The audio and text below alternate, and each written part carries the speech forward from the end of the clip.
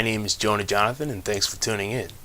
Today, I've had the wonderful opportunity of interviewing jazz bassist Avery Sharpe, one of the top bassists in jazz who worked with a lot of greats, including McCoy Tyner, and lives in Massachusetts. And we just had a wonderful time talking about jazz and life and all things that might be interesting to you. So thanks for tuning into the Jazz Musician's Voice. Please subscribe and stay tuned for future interviews. Thank you. Okay, so ladies and gentlemen, today I have the great opportunity to interview bassist Avery Sharpe, one of the top bassists in jazz. Now, Avery, I understand you were born in Georgia. Can you tell us a little bit about your early upbringing and what you were into musically at the time? Well, I was born in Georgia. I'm number 6 of 8 children. My father was in the service, and he originally fought during World War II. He was in the Navy, and then he got out and couldn't handle the racism in the South, so went back into the service because originally he was born in Georgia as well, and he moved to Florida as a kid, and that's where he met my mother. And at the time that I was born, we were stationed in Valdosta, Georgia, which I'm sure everyone has heard of. And then when I was a couple of months old, we moved to Guam for a couple of years and then came back to Savannah, Georgia. So my early memories of Georgia was the segregated South. We weren't allowed to go to certain areas. As a matter of fact, I didn't go back to Savannah until I became an adult. I did the Savannah Jazz Festival years later. And then I found out that most of the black people lived in West Savannah. And it used to be interesting because when I started going on the road, and I told people, well, I lived in Savannah for 7 years as a kid. And they would say, well, Savannah's a beautiful city. And I'm like, what the heck are they talking about? Because we were only allowed in our section unless you were an adult and you were working for somebody or, somebody, white household or something like that. And I always just remember this smell. I thought it was a slaughterhouse, but my mother said, I think they made either furniture or luggage. And that smell always just came to our area. It was just, I guess it's comparable to environmentalists. They always put a lot of the trash and waste in the, in the black community or people of color's community. And but anyway, we weren't allowed to go to certain areas. We just weren't allowed. And as a kid, I just never understood that because I could, my older brother was a little more adventurous than the rest of us. He would go to the white section just as a dare, and my parents would get upset because you could get beat up or lynched. And I never could understand as a kid that we weren't allowed to go to their areas, but a white person could walk down the street as if they owned it, and everyone would speak to them, and it was no big deal. As a kid, I just couldn't figure that one out. But my early musical experiences, were in Georgia in terms of just the sounds, and because I was raised in the Pentecostal church, Church of God in Christ, Sanctified Church, and my mother's a piano player. So, of course, all the kids, I'm number 6, and I was the baby at the time of 8 kids. And so we all got piano lessons, but we're 2 years apart up to me. So then I got a chance to be with my mother for 6 years. So I went everywhere that she went. I went to all, and people don't understand about the Holiness Pentecostal Church, especially during that time. You just didn't go to church on Sunday. You went to church all week. Sunday was a wash. You went to Sunday school at 10 a.m. 10 a.m. to about 11:30 was Sunday school. Then from about 11:45 to 2 o'clock, or whenever the Lord touched the minister's heart to let us go, could be 2:30 sometimes. Then you would go home and you would eat. And they had what they call YPWW, which was basically, I guess, the equivalent of what Catholics would call catechism, where you have Bible study. So it was young people's Bible study at 6:30, from 6:30 to almost 8 o'clock, and then 8 o'clock that night, you go to regular church service. That was just your entire Sunday. Monday night you might be off. Tuesday night you might have prayer. Wednesday night might be women's night or another Bible study. Thursday night was choir rehearsal. Friday night was regular service. There was just a regular service on Friday evenings. Because as a kid, by then, like I was getting back a little bit back to Georgia, my father got stationed to Plattsburgh, New York. So I didn't have any white friends until we got to Plattsburgh, New York. He was stationed there for about a year and a half. And he was 39 years old at the time, had fought World War II, been support for the Korean War. He was 39, had 7 kids, and they wanted to send him to Vietnam. He was like, see ya. And he didn't want to go back south because, in the mid-60s, it was still, pretty funky. And so my mother had done a church revival in Springfield, Massachusetts, with one of the ministers from Plattsburgh, New York, and she told my father about Springfield because at the time they had Chicopee Air Force Base in Chicopee, which was an active Air Force base. And she said, it would be a good place if he wanted to retire to get out of service, and there was wouldn't have to go back down south, and he could get his benefits and so forth from having been started out in the Navy and then went back and it was in the Air Force. And I think that might have been like April of 1965. I was a kid. And my father said, yeah, we're going to Massachusetts. I said, we don't know anybody in Massachusetts. We don't have any relatives there. And he goes, exactly. And that's how we wound up in Springfield. He really didn't know anybody. My mother got more, got more gigs playing in the church. Actually, it's funny, during that time, the Pentecostal church didn't really pay their musicians. They would have like appreciation service like every year for this, they would invite choirs and they would raise a bunch of money, but they didn't really pay the musicians, and not like it is now. I mean, of course, now they have bands. But during that time, my mother would have to go play at the Baptist churches that did pay you, because the Pentecostal churches wouldn't pay you. And so when she got to Springfield, she actually went to play for a Baptist church, because at our church, she played for free. And plus, the minister's son was also the piano player, the organ player at that time. So, it was musically, going back to Georgia, the Pentecostal churches were definitely more, they were storefront churches.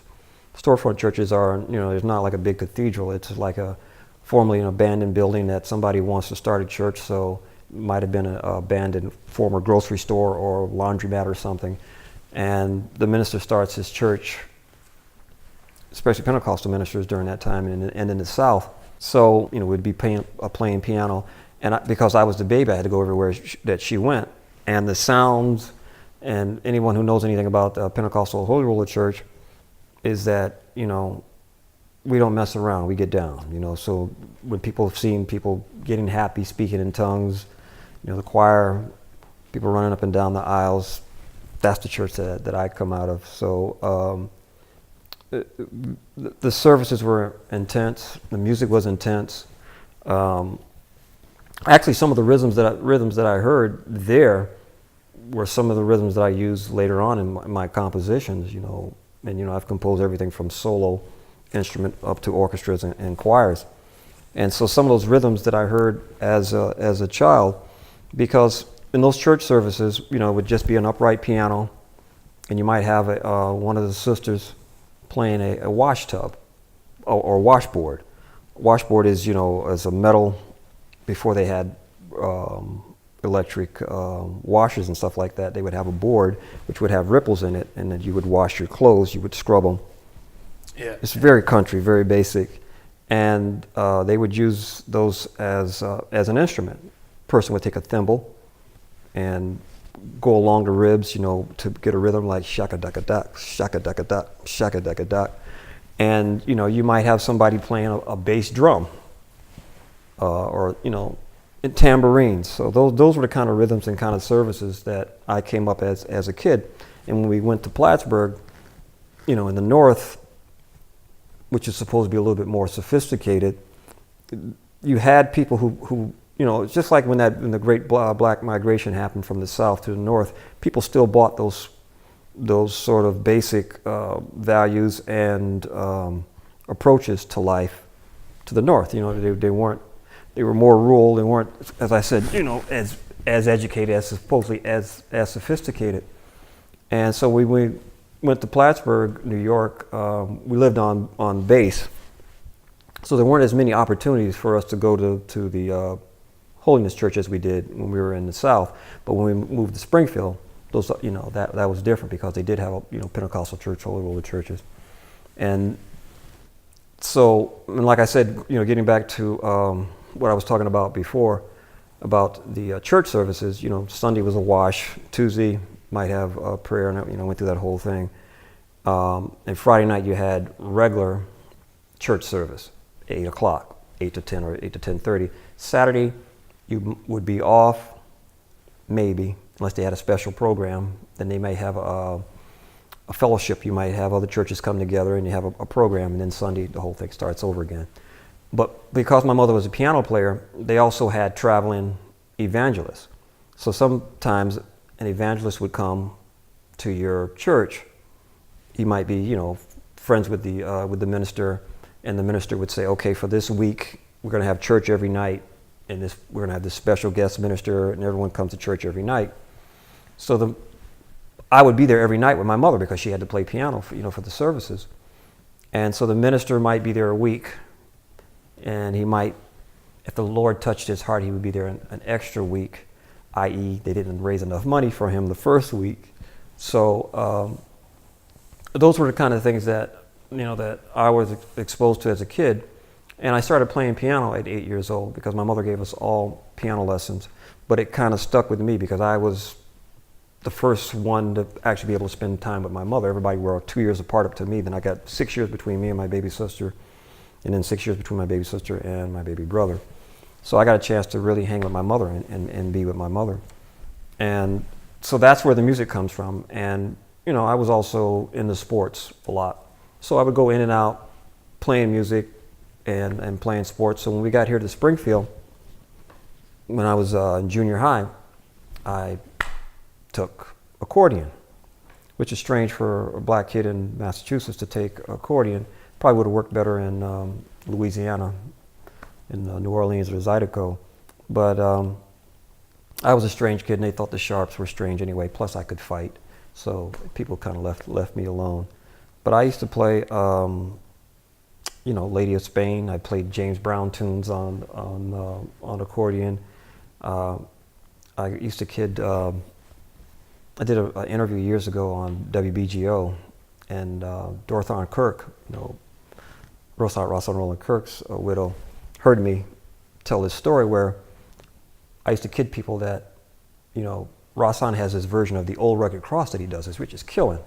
But I tell people I was the first one to do the old rugged cross in church, so I preceded, it's a joke, I preceded Rosanna Roland Kirk. So I used to play stuff like the old rugged cross in church, and then that lasted for a couple of years, and then, like a lot of adolescent males, I started getting interested in girls, and I thought that, I was listening to a lot of different music. And also in the church, the Pentecostal church, you're not supposed to listen to music that's not church music. So my mother bought in, she bought in like Shirley Caesar, James Cleveland, Mahalia Jackson, Blind Boys of Alabama, she bought in those kind of records. But my father was not in the church. He supported whatever she did, but he was not in the church, so he would bring in Duke Ellington, Count Basie, and he was also listening to what my older brothers and sisters were listening to, Motown stuff, Stax record stuff, James Brown, Isaac Hayes, Johnny Taylor. So he was listening to that kind of stuff. So it was a good mixture of music as well. So when I became a teenager, like I said, you become interested in girls, and I thought girls liked bass players. And so I started playing bass, and I saw some of my friends playing bass. And then once I got into the electric bass, and once I got into it, then I was like, well, forget about girls for a hot second. My parents thought I'd lost my mind. I just played all the time. I did sports. After I, come home from school, I would go practice until about, 2, 3 o'clock in the morning. My mother understood it because she was a musician. My father thought I just was gone.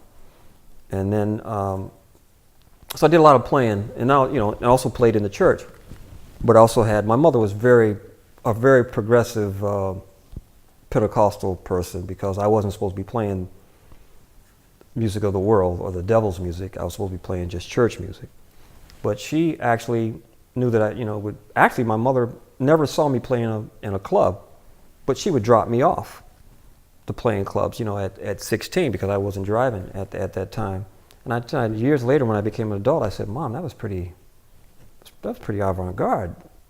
You're a fine church-going woman, upstanding in the community, and it's against our religion to visit clubs."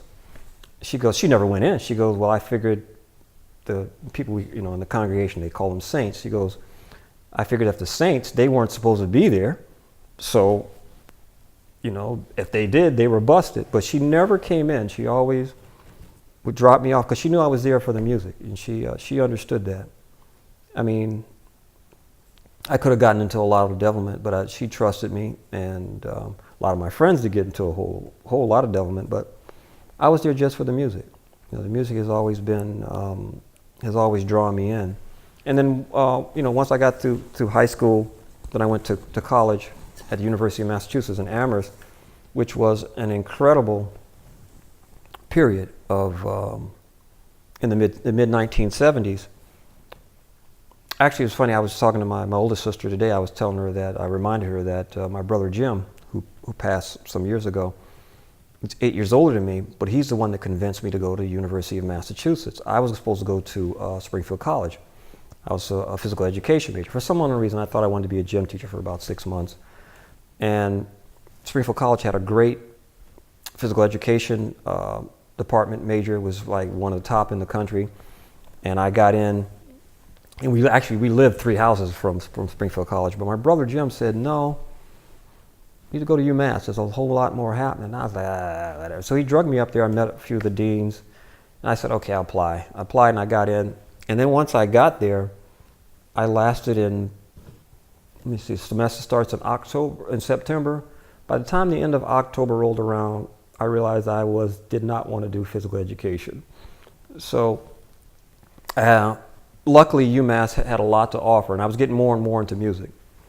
And then I found out that Max Roach was there. I didn't really know who Max was. I found out. It's like father of bebop music. Yeah. Archie Sharpe was there. I mean, Max was living in Amherst at the time. And Archie Sharpe, Reggie Workman was my first bass teacher on upright. I started getting more and more into upright, and he was coming up a couple days a week from Brooklyn, I believe it was. And Horace Boyer, who was one of the most foremost historians in gospel music and also a gospel performer in his own right. Fred Tillis, Dr. Tillis, who actually started the whole jazz program and helped bring people like Max up there. Billy Taylor, I believe, was working on his master's or doctorate at that time. He was being affiliated with UMass. Bill Cosby, before his name became a bad word, was working on his master's and his doctorate. The cartoon he did, Fat Albert, I think that was like his doctoral thesis. And his wife worked on her master's, and I believe eventually got her doctorate from UMass. So you had a lot of people there. I mean, it was a special time. I mean, that time has not been duplicated. And Archie Sharpe took me under his wing, Horace Boyer, and they really worked with me because I guess they saw something in me. And the funny thing about it, to show you how rudiment I was at the time, I couldn't even get into Max's ensemble because I couldn't read chord changes. And I was playing electric bass, and I couldn't get into his ensemble. And then the next year I got into his ensemble because David Gage, who does the Yeah, the bass master. Bass master, yeah. Dave was a couple years older than me. And, Dave is from Amherst. And I couldn't wait for Dave to graduate so I could get the gig with Max. And it's funny, I didn't know how much Max dug me. And I always tell people that, every major drummer that I've played with from 1980 till now, a lot of these cats are not here anymore. I played with, Elvin, Art Taylor, Louis Hayes, Jack DeJohnette, God.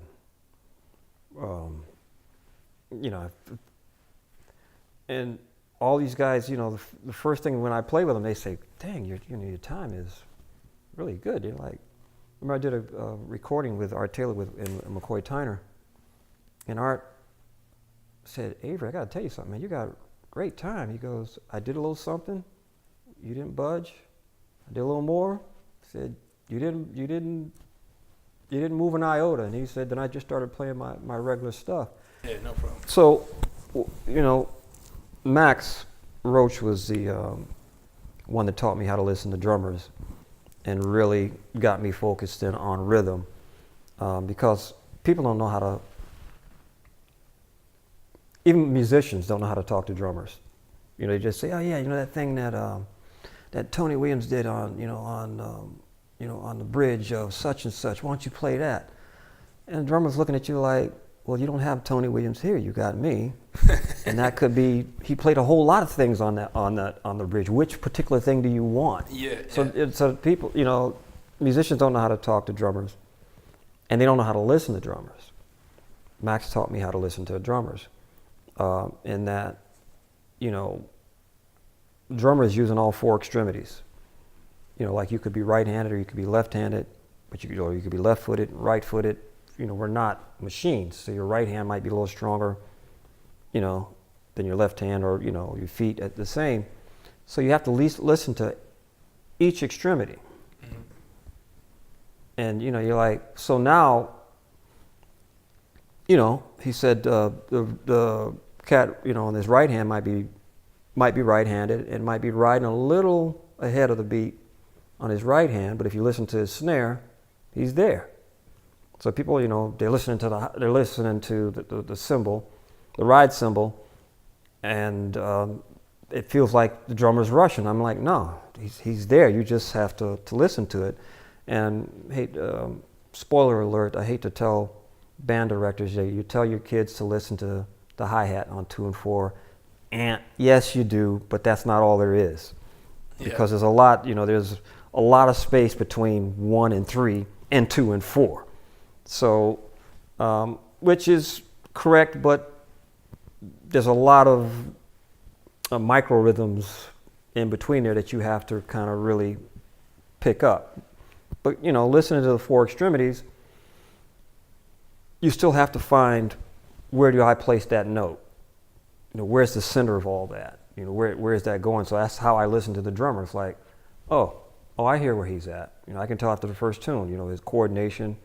Okay, boom, this is where I drop the note and keep it there. Mm-hmm. And so drummers go, oh, wow. It's like, yeah, because I know where I'm listening to you. I'm listening not just to one or two things. I'm listening to everything that you do to make, to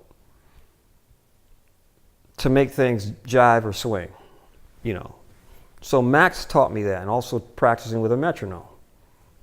I still practice with a metronome religiously. And people used to say, well, if you practice with a metronome, you become dependent on it. That's not true, because you take away the metronome. And when you get on the bandstand, we're not metronomes, but it helps me to decipher where the beat is. I play ahead of the beat, I play right on the beat, I play behind the beat. I practice all that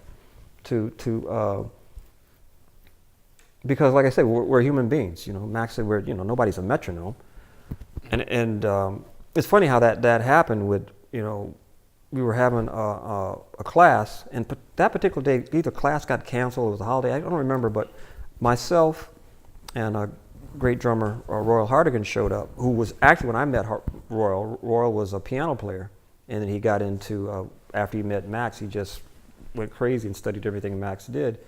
And Royal and I were there, and that was the day that Max sat me down and just told me how to listen, taught me how to listen to drummers. I was like, and that stuck with me, and I have used that, to this day. So I always give Max credit in terms of definitely for me being able to play with any drummer, because I know how to listen to them. And as I said before, Reggie Workman was coming up a couple days. He was my first bass teacher, and because Reggie heard me play electric, I'd only been playing a couple of years, and he was like, "Wow, man," he goes, "you really got that under your hand." And it was self-taught. He goes, "I'm not telling you to stop playing." He goes, "That's your generation," but he said, "Focus all your energy into upright." And what he told me was true, and I'm glad he told me that. He said, "You're gonna want to quit," because he knew that it required, first of all, the whole callus thing that you got to develop. It's painful. Physical. And so I was, I'm walking around campus daggone near in tears because, the upright is, kicking my behind. But I always just remember him saying, "Don't quit. You're going to want to quit, but don't." And I was thinking, nobody's going to hire me for this thing. This is like in the mid 70s. So everyone's playing electric, but I focused and got through it. And I only studied with Reggie a year, but the things that he taught me didn't really sink in until 2 or 3 years later, because from day one he taught me upright. And I have a funny story. Reggie's probably going to kill me for this, but this is, he's from the old school, which is great, because nowadays, students are handled more. They're more coddled, we're softer, and but Reggie's from the old school, and sometimes the old school, really, those lessons that they teach you stay with you for the rest of your life. My second lesson with Reggie, I was not prepared. I come into, we're there for the lessons. He's sitting down at a desk. He just, he's coming back and forth from Brooklyn. I'm sure he's tired. So I started playing. And he looks at me, he goes, "You're jiving." Waves at me, puts his head down at the desk, and goes to sleep. I was like, I can't believe this cat just canceled on me. And went, it's like, since I'm not going to waste my time with you. After that, I was prepared for every lesson and then some. He never had any more problems out of me after that. But that's the way cats were. It toughened you up, but it also made you realize the seriousness of the music. He said, "You're jiving. You're not prepared. No, I'm not going to waste my time with you." And after that, I was fine. And he taught me, like I said, the stuff that he was teaching me didn't really click until 2 or 3 years later. And I always, give him credit. It was funny because my first year of doing lessons with him, when guys would come through town, major bass players, I'd say, I'm Avery Sharpe, I've been playing for a year, and they would see my hands, and they were like, "Play." They were like, "You play like Reggie Workman." I'm like, "Well, yeah, he's my bass teacher." And I was listening a lot to Coltrane. I was getting more into Coltrane and more into quote unquote jazz. The first jazz that I was really started kind of really listening and concentrating on, and really what got me into trying to play upright from electric was listening to the Creed Taylor CTI stuff back in the late 60s, early 70s. When you had George Benson, Ron Carter, Grover Washington, a lot of those people on that particular recording, which was kind of becoming a little bit more electric kind of jazz, but still had that flavor. Yeah. And then Ron Carter, with his sound from those Creed Taylor CTI recordings, I was like, well, I want to get to that sound. And actually, hearing Reggie Workman in person, I had never heard anybody of that caliber, in person. I was like, oh my goodness, it's like I want to get to that sound. And when I started, playing and was walking around campus almost in tears. I was just determined also, hearing Reggie saying you're going to want to quit, don't quit, but also I was just determined to get to that sound. I just, whatever it took, I'm going to get to that. I'm going to get to that sound. So, yeah, Reggie was just, like I said, was a big influence. And, I started listening to, the Creed Taylor stuff, the CTI stuff, Coltrane. And I went from playing funk. Cats in my band thought I had lost it because, I never did drugs, anything like that. But they thought something had gone wrong because I went from listening to Kool and the Gang when Kool and the Gang was in what we call the Chitlin circuit, in the black circuit, to John Coltrane, Ascensions, overnight. It wasn't like, kind of get into it. I mean, I was in my dorm room and they were playing Ascensions on the radio on WMUA, and my wife, who was my girlfriend at the time, was in my room, and we walked in the room and I heard these cats, playing. I was like, it was out. And I was like, wow, what are these cats doing? I went to my radio and I turned it up, and it was like, people talk about a religious experience, and me coming from a religious background, to me that was a religious experience. I sat there mesmerized for like the rest of the tune, and I went out and got every Coltrane record I could possibly get. So I didn't, start with Train like with Miles and, more inside stuff. I started with Train with Ascensions, and then I went back. Yeah. And so it was, that was literally overnight. And then my friends, we were playing funk, Motown stuff, and they were like, man, what?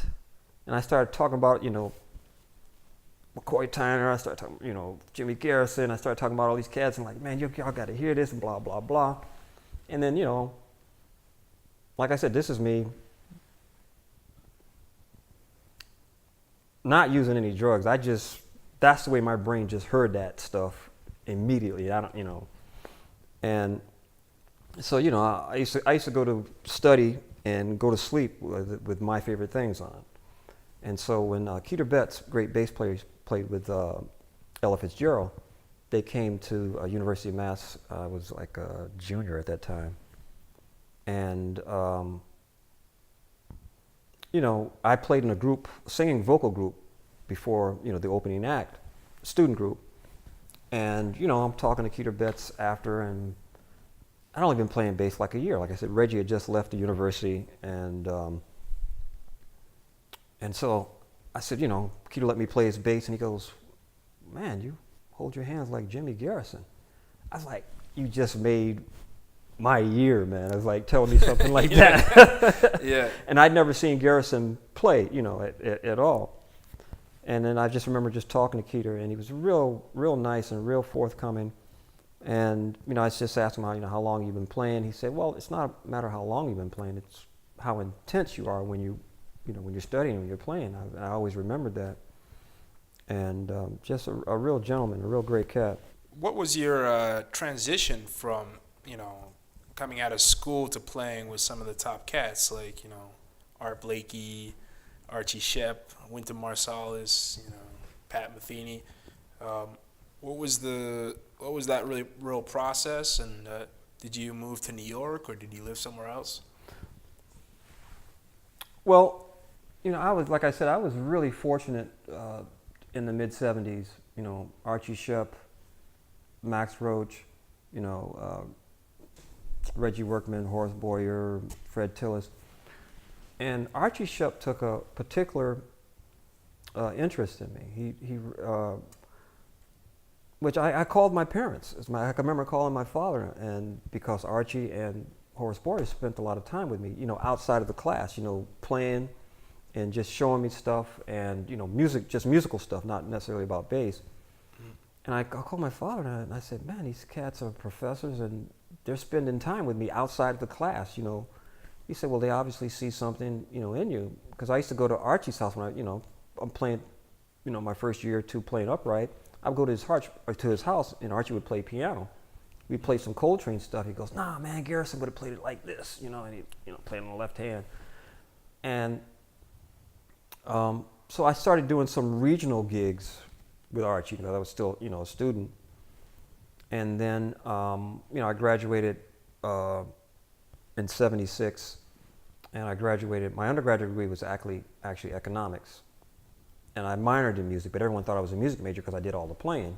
Mm-hmm. But being a minor in music, if you're a composition major or a performance major or education, there's certain courses that you take. You can't take this, But I was a music minor. Like, I leave him alone, let him take whatever he wants, because there was a small amount of requirements, and then I could take anything I want. So everyone thought I was a music major, but I wasn't. Music was my minor. And then I left school, and still every once in a while doing gigs with Archie, regional. And Charles Greenlee, great trombone player, played with Archie, and he moved from New York to Springfield. And he was putting on concerts in Springfield. He worked for the Mayor's Office of Cultural Affairs at that time. This was in the later 70s, 1970s. And when I got out of school, I worked for an insurance company. I had a day gig. People think, well, you sold insurance. I said, no. I was a claims adjuster. I had an expense account, company car, salary, good, nice gig for a kid out of school. Yeah. And I was starting my family, so I was, and actually my insurance gig was great in that if it took me 20 hours a week to do my gig, that was my business. If it took me 80 hours a week. So what I did, I hung with the older cats and saw how they did stuff. And I was like, okay. So cats thought they thought I was crazy because within that 3-4 years, I did a year of graduate school in music. I went back and did music performance. And I was about 2-3 bands. My family's getting bigger.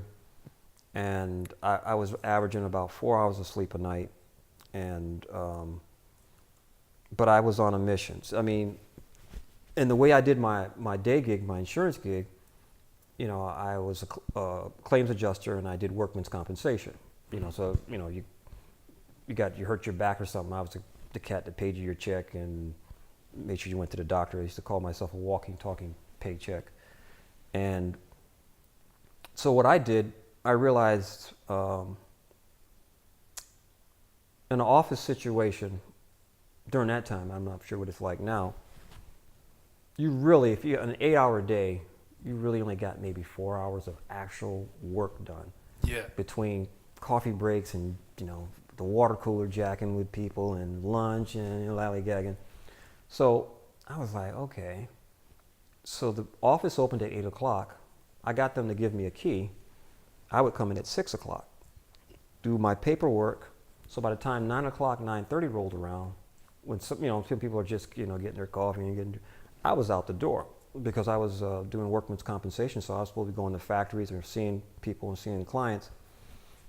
And so I would do that. So by the time 12 o'clock rolled around, I would be doing afternoon classes, big band or orchestra or whatever. And then come home, feed my daughter, and then I would go to a gig or go to a rehearsal, and either Hartford, Boston, or Springfield. And then, I might get home 1 o'clock in the morning, 2 o'clock.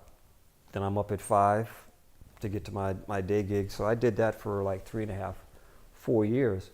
And then through that time, like I said before, Charles Greenlee was working in Springfield. He was putting together concerts. And I think in 79, I hadn't really been in contact with Archie because, I'm out doing, graduate school and day gig and my family. And so Charles said, I told Archie that he needs to hear you. He hasn't heard you in like 2 or 3 years. He needs to hear you. So he put together this gig with Archie, myself. I don't remember who was on drums. I'm not sure if Charlie Persep was on drums. I can't remember who was on piano. And so we did a gig with Archie. I hadn't worked with him in a couple of years, and he was like, "Wow, you know, stuff is happening." So then he was putting together a big band to go to Europe. He did the Attica Blues, you know, for the Attica riots that happened in 70, 71. He did the original recording back in, I think, 71 or 72, and then he was revamping that. So in 79, he was going to take a big band to Europe. And at that time, so there was younger cats like myself, who were like in their early 20s, and then you had what I considered older cats, like Marion Brown was in the band. That's where I met Steve Torre. Steve was, you know, a younger cat like myself. Mm-hmm. Clifford Jarvis was on drums. Art Matthews on piano. Oh my God, it should be Patience Higgins was on saxophone. John Purcell was in the band. Roy Burles was on trumpet. Oh man, I should be shot. Can't remember. Then, you know, we had guitar. We had Clyde Kreiner was on playing synthesizer, and he had strings. Akua Dixon, Steve Torre's wife at the time, she was in the string section. Terry Janor was playing violin and singing. He had another singer. So it was, and Jolie Wilson, great singer. He was one of the featured artists. Ray Copeland was the one of the band directors and arrangers.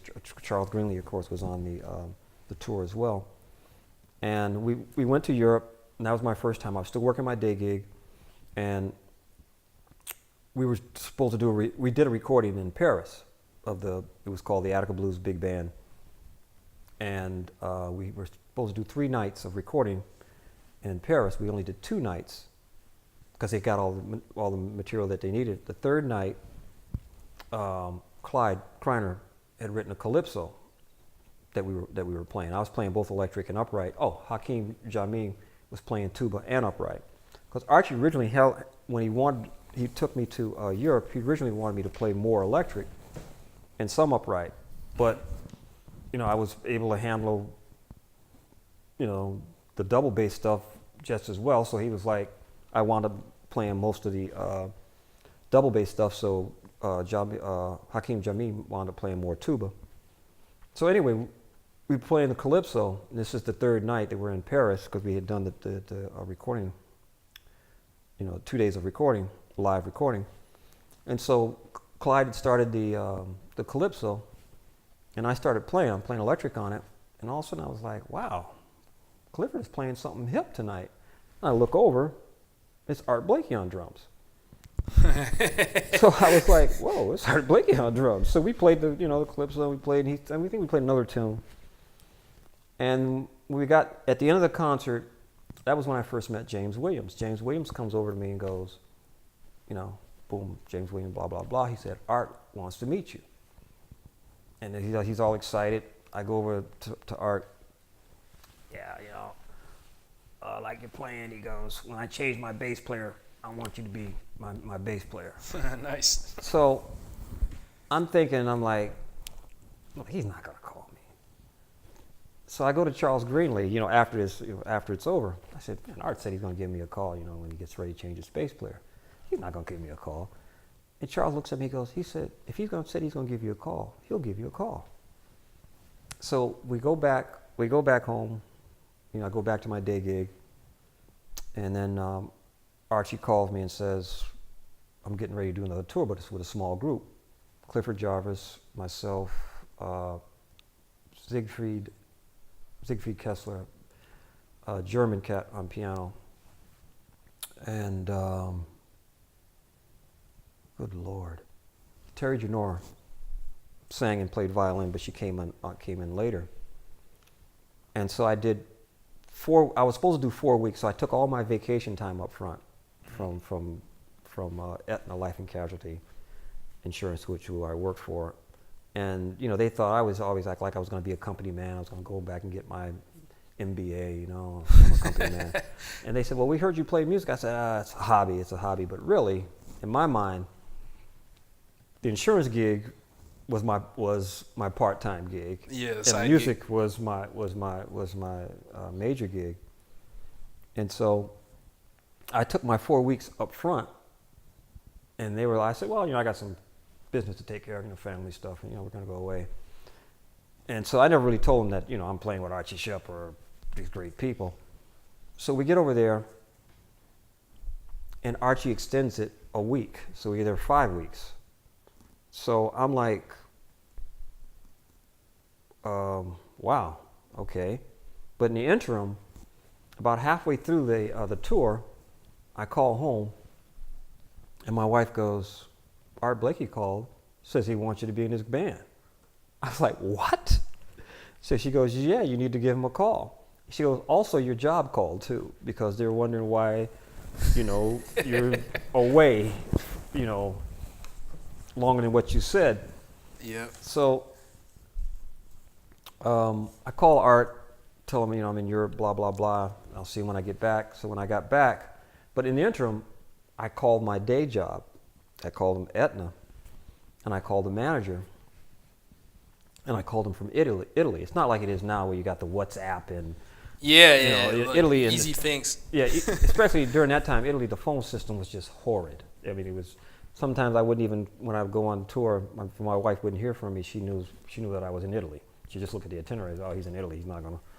So I go to the post office. I call. The connection, like I said back then, it was just crazy.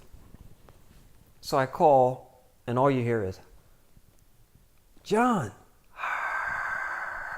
Yeah, Avery, is that you? Yeah, it's me, John. Yeah, sorry. Yeah, he goes, where are you? I said, well, I'm out.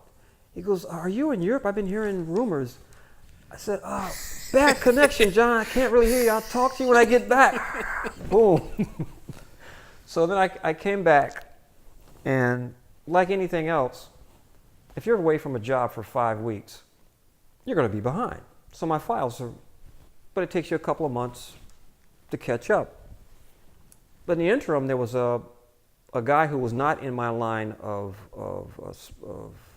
he wasn't my supervisor or anything, but he wasn't that crazy about me. So he went through my files and saw that I was behind. I'm like, no kidding, Sherlock. I've been gone 5 weeks. Whoever goes away, you're going to be behind. Yeah. So during that time, now I've got to make a decision whether or not I'm going to do my day gig and continue to do music like on the side. Now I've got Art Blakey calling me, asking me to be in his group. So am I going to leave my job? So in the interim, Art Blakey and McCoy had the same management, Jack Whittemore. And Charles Fambro was playing with McCoy. And Charles left McCoy. Because everyone thinks that, even James Williams, I talked to James thought that Charles Fambro and I had switched gigs.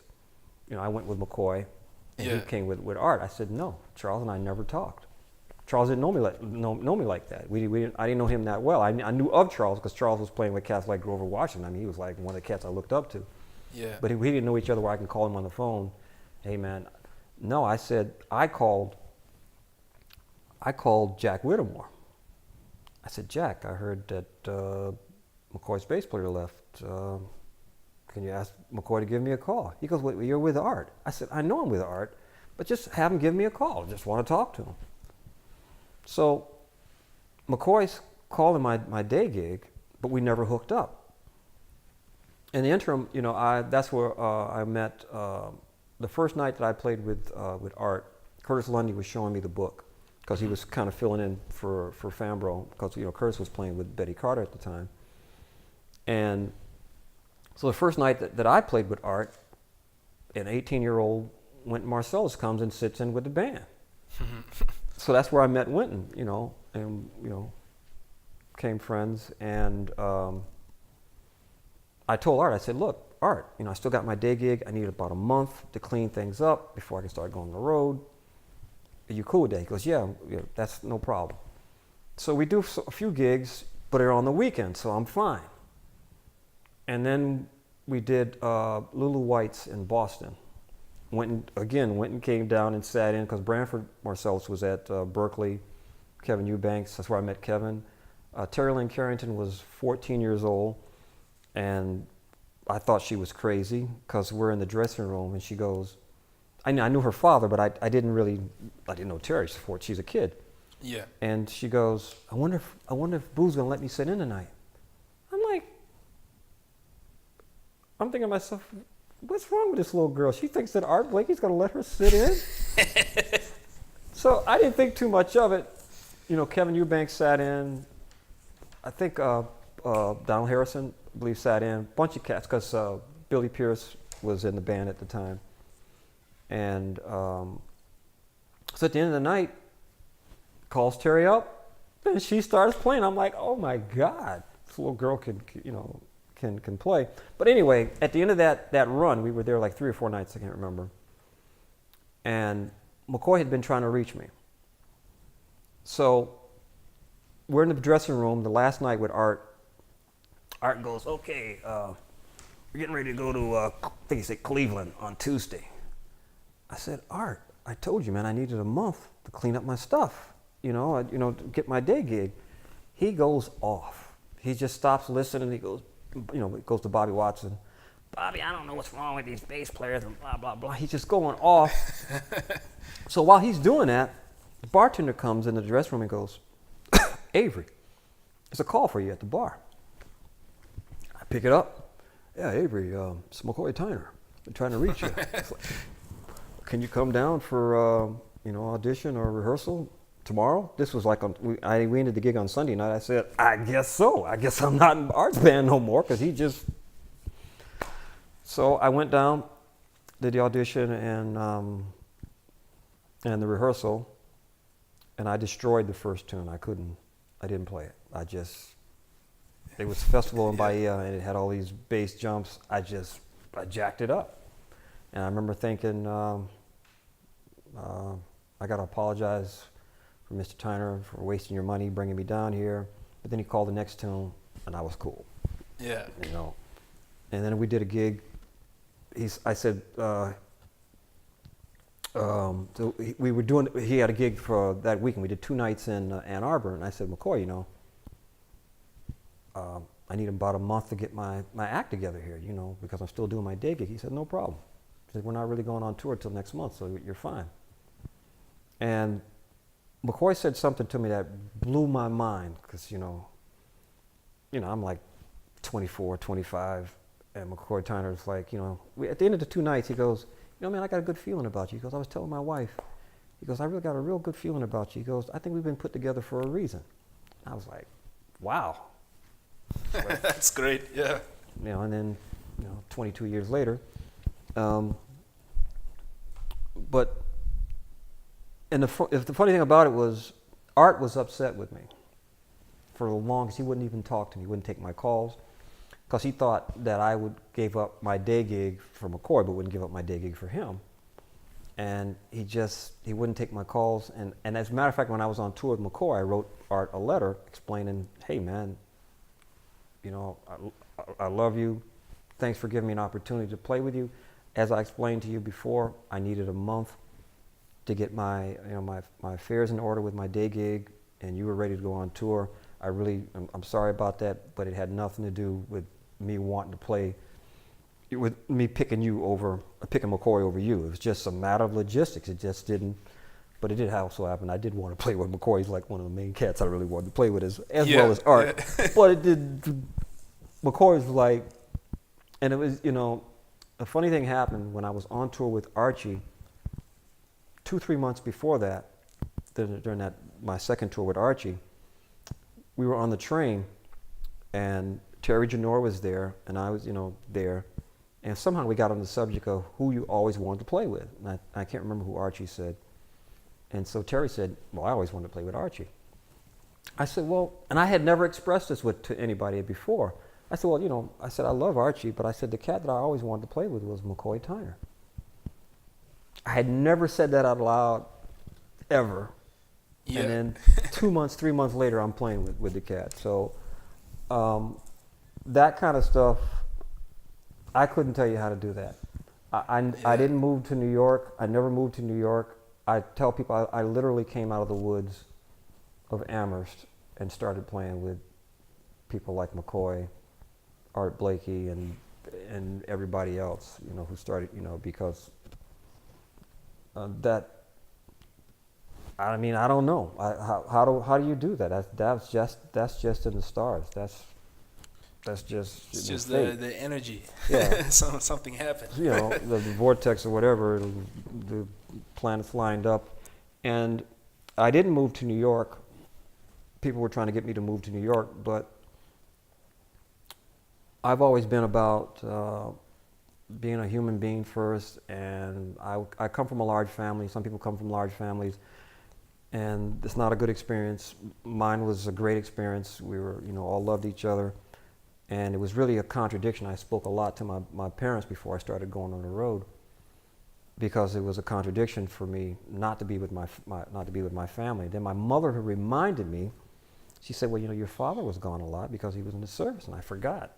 She goes, "But it's the way he dealt with it. It's how you deal with it, you know, as a parent." So I was like, so, you know, I had a house, couple acres of land, car payment, you know, quote unquote middle America, before I started, you know, being a musician full time. So I felt that, well, the cost of living was much cheaper in Massachusetts than it was in New York or New Jersey. There are probably some things I missed out on by not being in New York during that time, but it was more important for me to know that my family was cool. And it was the only way that I could be on the road in good conscience, because my wife had a big support system. You know, she's from Springfield. I come from a large family. Most of them were still there, you know, at that time. And so she had a big support system. You know, I'm the one that chose to do this, not them. So I would go sleep on somebody's floor in Brooklyn, or like my boy Ronnie Barrage, who's actually on my, you know, I met with McCoy Tyner, and Ronnie's on my last record. You know, I would go to and sleep on Ronnie's floor for a $50 gig in Brooklyn, you know, back in the early '80s. But you know, I'm not going to put my family through that, you know, because I chose to do this. So whatever I can do to keep them comfortable, so I can, you know, my drug of choice is music. So whatever I have to do to keep them cool, because the cooler they are, the cooler I can be, you know what I mean? And that just comes from, you know, my father, the way he was always the most proud of, you know, his family, and that he was able to clothe and feed and love, you know, 8 kids. So that, you know, yeah, that's kind of the way that is, you know. Well, what would be some of the main highlights for you playing with McCoy Tyner? And did he tell you any cool Coltrane stories, or? Yeah, every so often, you know, I think one of the reasons why McCoy and I were together for so long is that parts of our personalities were very similar. You know, McCoy's not gonna, you know, he's not gonna overreact, you know, and that's one of the things I learned from him, is like, okay, you know, you're on the road, you're always gonna have, you know, hassles, things come up. You know, some cats will just go off, and, you know, why? Whereas he'll just be calm, and he's already thinking about, okay, plan A didn't work, let's go to plan B.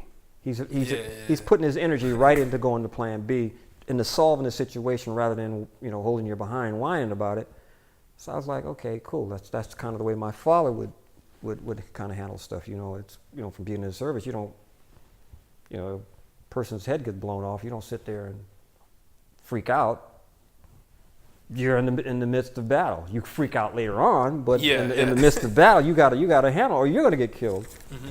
So just watching him, how he dealt with stuff. I mean, McCoy's not gonna really sit you down and tell you, you know, this is what I do. He does more by example. Mm-hmm. And I, you know, that's kind of the way my temperament is. You know, that, like I said, you know, coming from my father and him being in the service, you spend the energy into solving the situation rather than, reacting emotionally to it. I mean, because you're in the heat of battle, you have to do that. And just his, if I could say anything about McCoy, the thing that really impressed me and blew my mind is his consistency and intensity in playing all the time.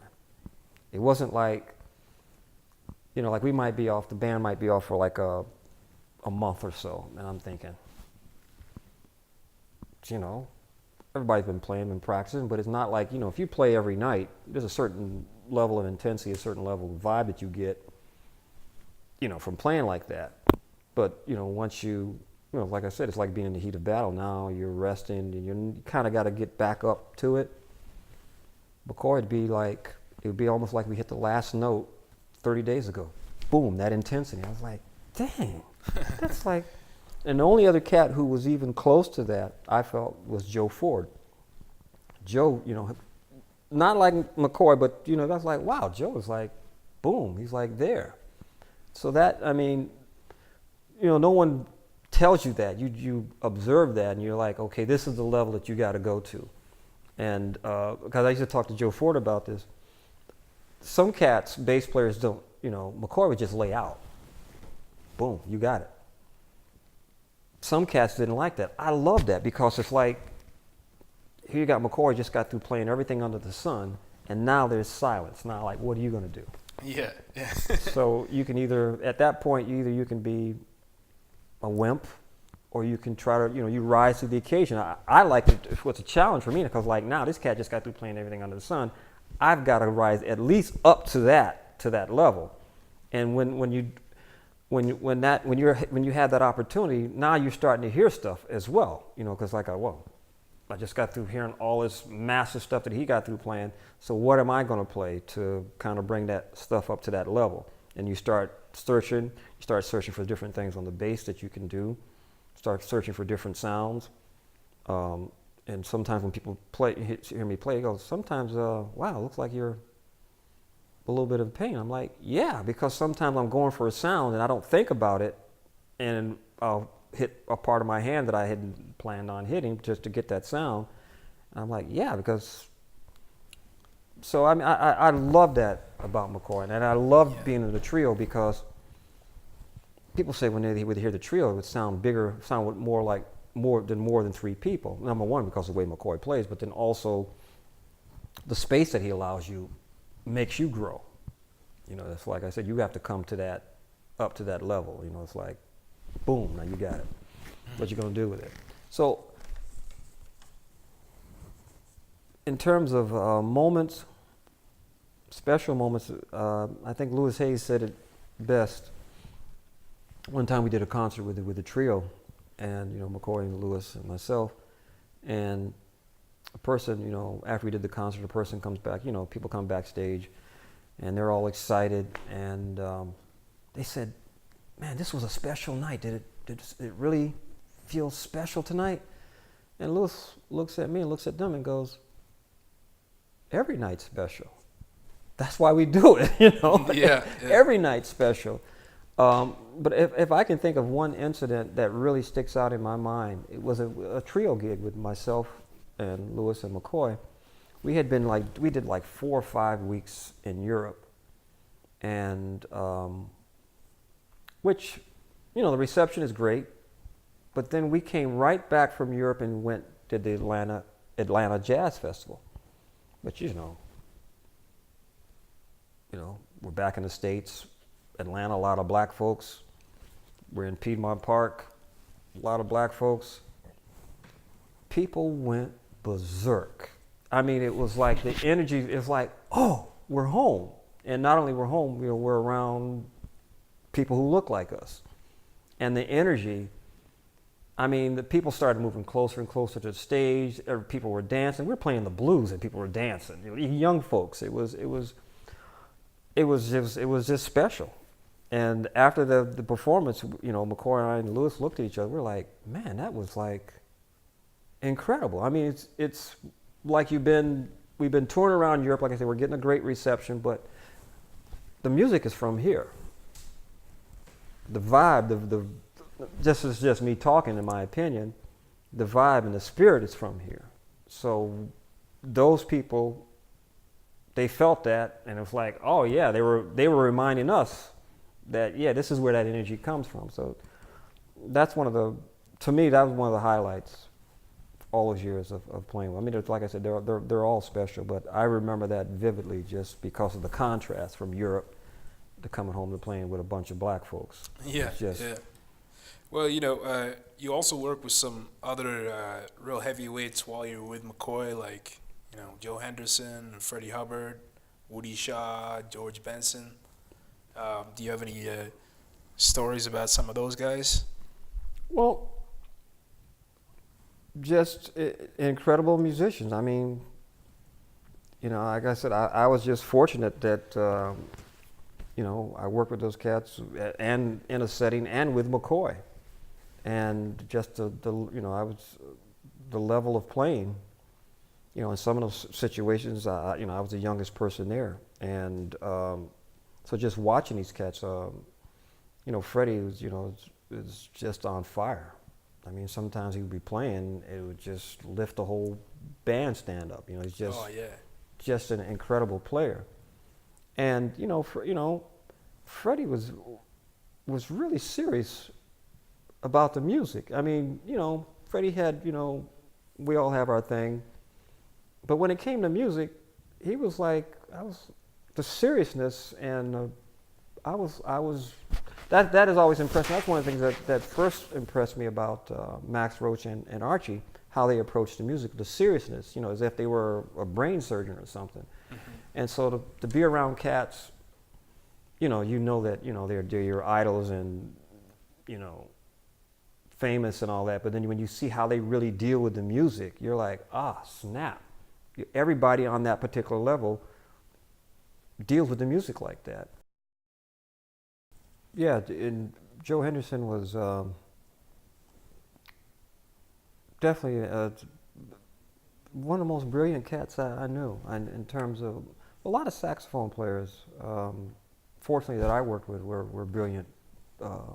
Intellectual-wise, is what I thought were, Yusef Lateef, Archie Shepp, Von Freeman. Joe was extraordinary cat, really brilliant, really brilliant. He used to. Joe could figure out whatever country we were in. He could figure out the language, and I was like, wait a minute, we'd be in Japan. He'd speak like 10 languages, right? I'd be like, Joe, what's? So then we'd be in Italy. I'd be like, Joe, what's happening? He goes, well, a lot of your musical terms are Italian. I was like, wow, I never thought about it. He goes, yeah, so just use that. And I was like, so just an incredible player, a logical player, and and I mean, I think one of the things I really loved about those cats, and I love about music, and even people like Duke Ellington, they're always reaching for something, they're always striving for something. I remember we were we did a quartet with Freddie Hubbard, McCoy, and the trio, and we were like in Munich and Freddie's playing flugelhorn or playing trumpet. He looks at his trumpet and looks at McCoy. He goes, if I could play trumpet like you played piano, I'd be really, And I'm thinking this to myself, this cat is already playing everything under the sun, Yeah. but he's still trying to still reaching for something, still trying to take stuff, somewhere. Yeah, I mean, boy, some of the guys you played with, one of my favorite records after I figured out Yusef Lateef, like Eastern Sounds, and Mm-hmm. boy, it's interesting that some of those guys, they settled in Massachusetts and they were over in that area, Yeah, I mean, like I said, I was just lucked up and in the right place, and Yusef was in this area for years, and earlier when he was here, I didn't know Yusef, and then I think he went to Africa and lived for a while, and then came back, and I didn't really get with Yusef until the early 90s. And he started his own record label in the late 80s, early 90s. And I must have done about 8 or 9 records with him. Wow. And, you know, Yusef won a Grammy in New Age. He was like, what is New Age, you know? And, you know, the stuff that he was doing on his own label called Yal, Y-A-L, was definitely more outside. You know, Yusef had, you know, done the whole thing with Cannonball and a whole bunch of other people, and he was more searching for sounds. You know, Yusef was older than John Coltrane if Train had lived.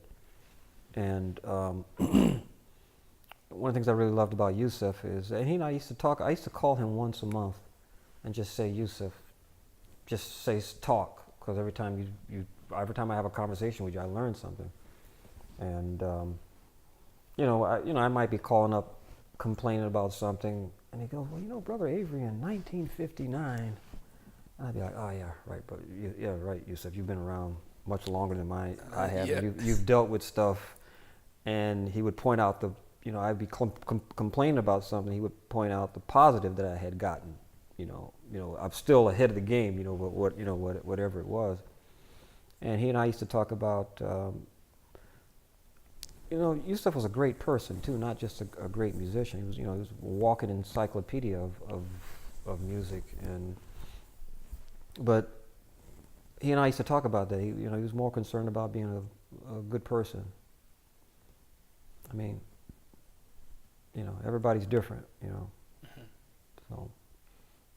Well, before we kind of wind up, I kind of wanted to know, you started your own label, and you were basically doing that from the 90s, and what are a little about that and some of your future projects on the horizon?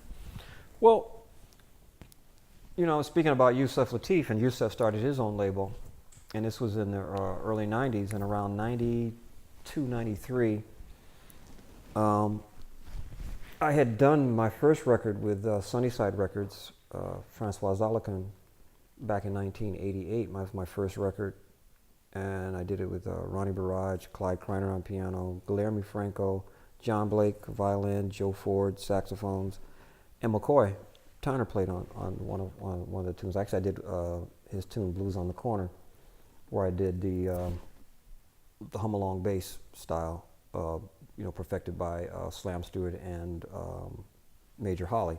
Where you scat. Yeah, you do it pretty well. You scat and along with the bass. Well, I'll tell you a funny story about that.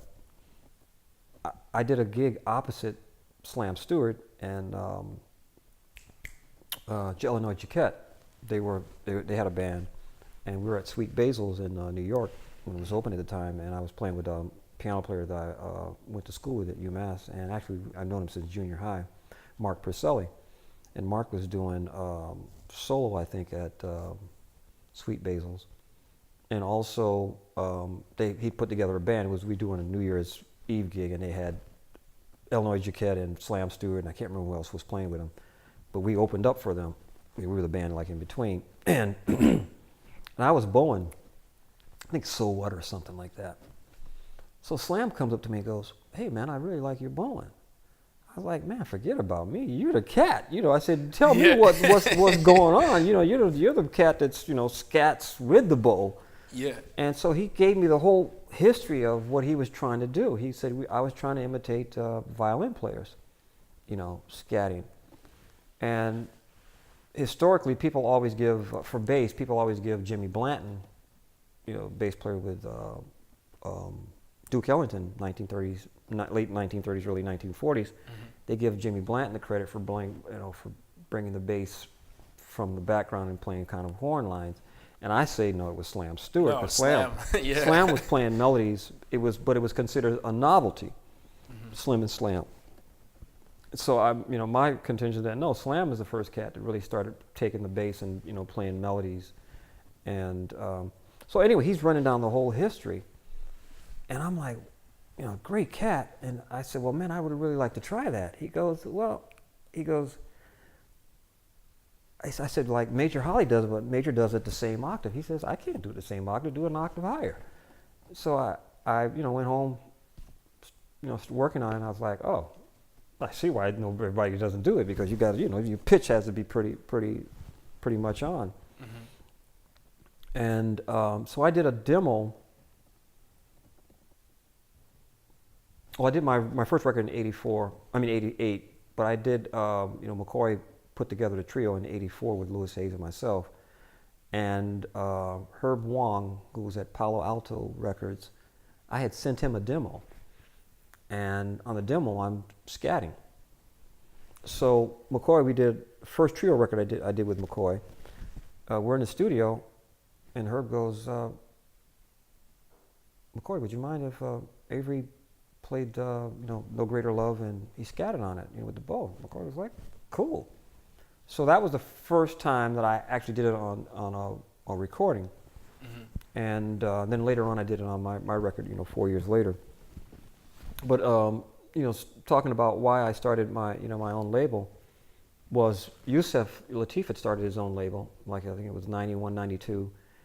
And I'd done like 8 recordings with him.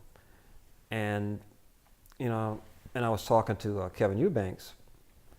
And Kevin had just started the Tonight Show, with Jay Leno.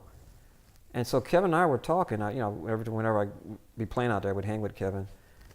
And somehow we started talking about the music industry. And Kevin goes, well, man, the label thing is going to be over.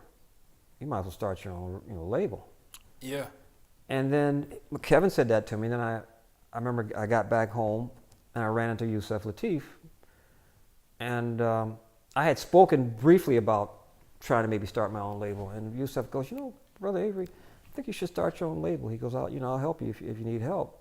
And so those were the 2 cats that really started me and, thinking about starting my own label. Like I said, I had done a record with Francois for Sunnyside Records. And I was like, I think one thing that musicians forget, especially jazz musicians, is that we play some very sophisticated music, some of the most difficult music on the planet, which means, I used to get into discussions with some, my contemporaries about that. We play some of the most sophisticated music on the planet. I mean, there's a heart and cerebral and a spiritual thing that goes along with it, but there's a heavy intellectual thing that we're doing. There's a part of our brain that's more highly developed than the average person. I mean, every human being has that, whether it's carpentry, you might see, you walk into a room and you can see something that you have a talent for, that you have a knack for.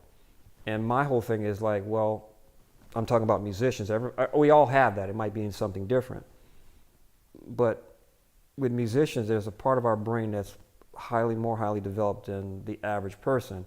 So why can't we take some of those same neurons and transfer it to everything? So if I can figure out what Oscar Pettiford's playing or Oscar Peterson is playing, I can pretty much figure out anything, because that's some hard stuff. So I always just take the approach that, okay, I want to start a label. Well, snap. I just got through playing this hard behind music. Why should I go to somebody who knows less about the music and who doesn't have the intellectual prowess I have for this music? Yeah. I don't care if you did produce so-and-so back in the day. When's the last time you played on stage with him? You didn't.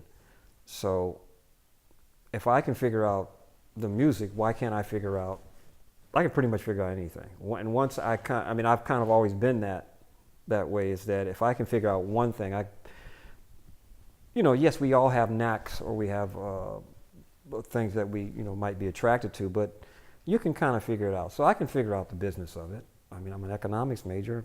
I studied economics, So I said, after Yusef said it, we should try it, I did it. And quite honestly, I just got tired of going to people who, as we say in the business, couldn't hear a door slam. Yeah. Sorry, folks. Yeah. You know, just because you sit behind a desk and you're the gatekeeper doesn't mean that you really know the music. You know, if we're talking art, you know, you're supposed to sell the music. You know, that's Norman Granz. You know, y'all do what you do. I'll sell the music. That's what you're supposed to do. But as we see, it's evolved to a whole nother place. And it's good that I started doing it then. I mean, now everybody has their own label because the industry is, I don't know what this is anymore. I don't even know what, I don't know what this is anymore. But I did every aspect of the industry. You know, I was my own publicist. I called the radio stations. I called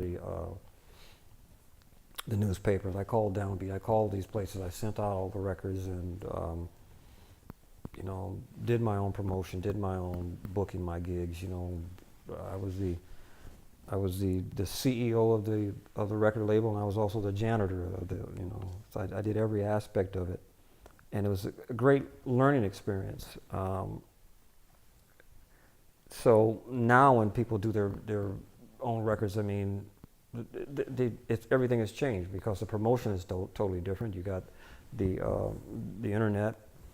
You know, CDs. They don't even make CD players anymore. They don't put them in computers. They don't put them in cars. So, and I always think back. You know, when CDs first came out, people were saying, "Oh, CDs are going to destroy the industry." No, it didn't. This is a little different because people still had to pay for things. Now, you know, you have generations who are now used to getting everything for free, and now everything is streamed, which means that the artists don't get jack. You know, before when I used to do a record, you know, when I started my label, I could, you know, kind of make my money back. Now it's just it's just promo. It's just, you know, I'm spending a gazillion dollars just, you know, for promo to try to get gigs. So, and that's not to be discouraging. I always feel it's like whenever people in the U.S. say, well, there's not enough money to do this, there's not enough money to do. That's a bunch of bull. There's enough money to do everything we need to do. It's just that you focus the money in where you want. You focus the money in defense. Defense is heavy, you know, is. So we have the money. It's just you don't put the money where it needs to go. So monies can still be made in the business. It's just that it is shifted. How do you put, you know, you have to figure out, you have to follow that stream. You know, that's why they call money, you know, cash flow. It flows it's there. It's just flowed away from you to another place. So you have to get, you know, your buckets or whatever and try to catch it. So, and, you know, people are always asking me, because the industry has changed so much, if I was a young person coming up, would I get into it? And honestly, I have to say yes, because I'm crazy. But, you know, you have to have a certain drive to want to do this no matter what. And so, yes, I would. I would just try to figure out another way to make it work. Whether I would be successful, I don't know. I hope that I would be. But I think that's one of the things I kind of like about Quincy Jones. I mean, I don't know Quincy. You know, I've met him. But I think his ability to change, a lot of people might have given him a lot of flack about it, but you know, that's why he's still here. You know, he didn't hold his behind saying, "Oh, the industry's doing." Oh, okay, this is where it's going. Let me get in front of it. Yeah. So, does that mess with the art? Yes and no. You know, if people don't know about the art, then, you know. What would be your advice to a young jazz bassist starting out? You know, you started out on electric and then got into upright. Well, I've met some guys like Ron, who just like you really need to focus on one instrument because otherwise you have to put all the time on another instrument too, you know, and those type of things. What would you recommend for a young player who's just starting, looking to get into jazz? Some of the things that you would recommend and the books and. Well, I think, you know, that's one approach. It all depends on the individual. I understand what what they're saying about focusing in on one thing, because I mean, I quite honestly, I have spent most of my time on upright. But since my electric is all self-taught, I can kind of pretty much do what I want. It's not it's there. It's always there. What I would suggest, and this, like I said, it all depends on the individual. Yes, I would focus in on one thing, but no, I would try to do it all. I'm sorry. I would just. I mean, if you got 10 kids and a wife, or 2 wives, or whatever, yeah, I mean, your time is limited. But if you're just coming up and you don't, you're single and free, or you're just, no, I would just try it all. Try to learn as much as I can about bass. One thing I wish I had done, and actually, Howard Johnson, a great tuba player, had spoken to me about this, and I actually had spoken to about it with Rudy Stevenson, who used to, guitar player, harmonica, used to do a lot of contracting on Broadway and in the black shows in the 70s. And a lot of cats who played, people forget that bass players back in the day used to be the tuba players. When the music moved inside, they started playing bass. So a lot of cats could play tuba and bass. And back when I first started, Howard Johnson used to always encourage me to do tuba, which I wish I had done. I just not crazy about wind instruments, in terms of playing. Yeah. But no, I would tell a young person to, which maybe I could be wrong, but nobody ever tells you. We don't know how to get from point A to point B, because if you have 20,000 cats, you're gonna have 20,000 different ways of approaching it. And I would say, if you spend 15 hours a day on music, spend 1 hour or maybe 2 hours trying to figure out the business of music, where it is. Trying to, because I can practice till the cows come home, but if nobody hears it, or if I can't put it in front of people, so there is, like I said, we're using another part of our brain. Like I said, there's an intellectual part that's more developed than the average person from playing and improvising. Move those neurons over to how do I get my music out there? How do I get the business? How do I, how do I feed my family? How do I feed myself? Or but if I was young and didn't have anything else happening, I would just try to absorb as much as I could. But be serious with it. You don't want to be the jack of all trades and the master of none. But if whatever you feel the most comfortable with, put a lot of that time in it, because it won't come all at one time. I'm a composer. That didn't come all at one time. I focused in on bass, but then I started focusing on other stuff as well. The business part of it, the composing part of it. So how do I put my music out there?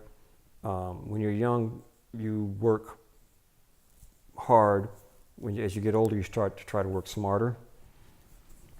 But if you're young, you should try to work hard and smart, because you still have the energy. And so no, I would say,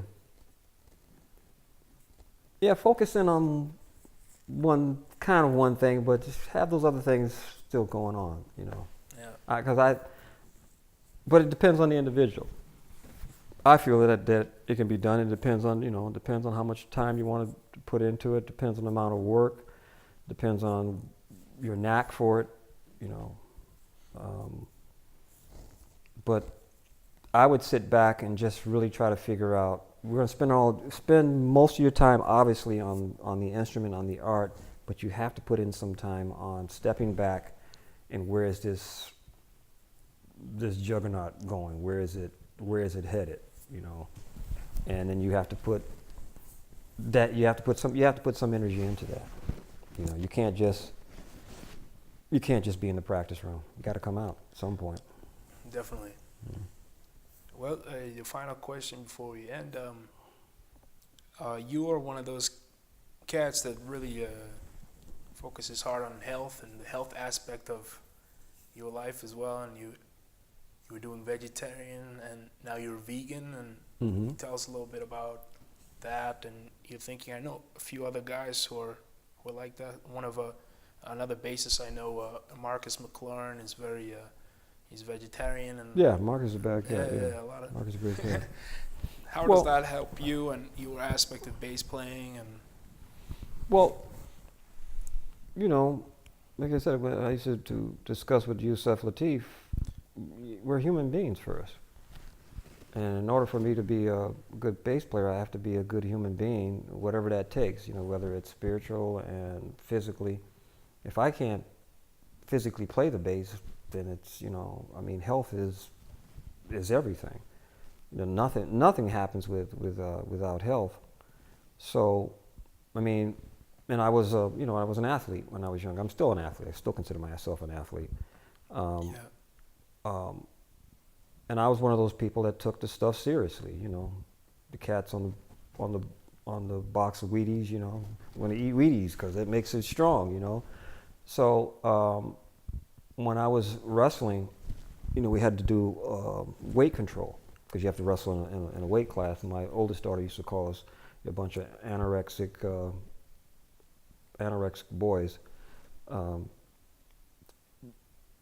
So I started thinking about diet because, you know, at that time I was eating, you know, with the standard American diet, and I ate, you know, ham, pork, and that kind of stuff. And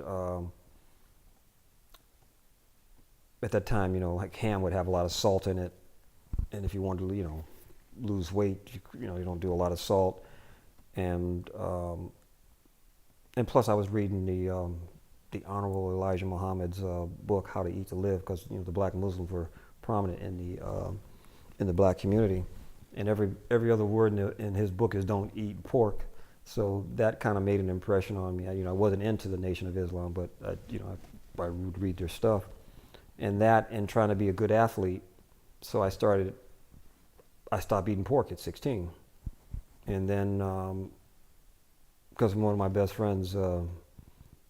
You know, because I'm a gourmet cook now, I'm a vegan cook, and he says, man, I remember when you just used to eat just bland stuff, you know, because I was trying to keep my weight, you know, and try to stay healthy. So then when I got to college, you know, people were talking, you know, about being a vegetarian, blah, blah, blah. And I didn't think too much of it. And then when I first got out of college and got married and had my daughter, and you know, I'd been thinking about vegetarianism, and, you know, I look a lot like my father. We all do. And we were at my father's and mother's house, and we're celebrating my oldest daughter's first year birthday. And so, you know, at the end of the party, you know, my father's laying on the floor. You know, my father always looked like he was like 6 months pregnant because he had a big belly. yeah, So my daughter and I had needles. We had a bunch of balloons. We're popping balloons. And I said, well, we're all out of balloons. And she looks at my father's stomach and goes, a balloon.